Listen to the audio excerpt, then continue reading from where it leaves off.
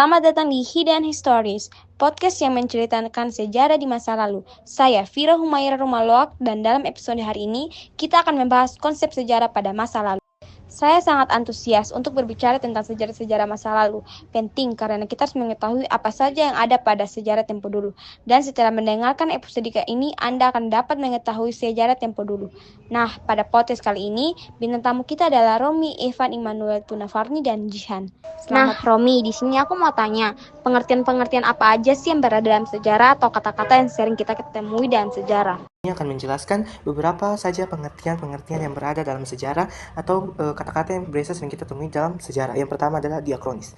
Diakronis sendiri secara etimologis berasal dari bahasa Yunani dia yang artinya melalui atau melampaui dan kronios yang artinya waktu. Jadi diakronis adalah memanjang dalam waktu namun terbatas dalam ruang.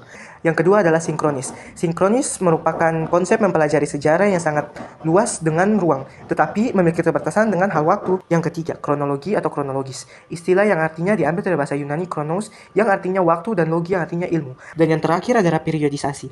Periodisasi merupakan tingkat perkembangan masa salah satu proses strukturalisasi waktu dan sejarah. Nah, Jihan, di sini juga aku mau tanya tahapan-tahapan penelitian sejarah itu apa aja sama contoh-contoh sejarah yang ada pada tempo-tempo dulu. Jadi yang pertama itu tahapan-tahapan dalam sejarah. Tahapan-tahapan dalam sejarah terbagi atas 5, yaitu 1. Penentuan topik. Di penentuan topik ini kita memilih topik yang menarik, misalnya perang, tokoh terkenal, dan peristiwa-peristiwa penting lainnya. Yang kedua, heuristik. Di heuristik ini kita mencari sumber informasi seperti di buku, dokumen, artefak, dan wawancara.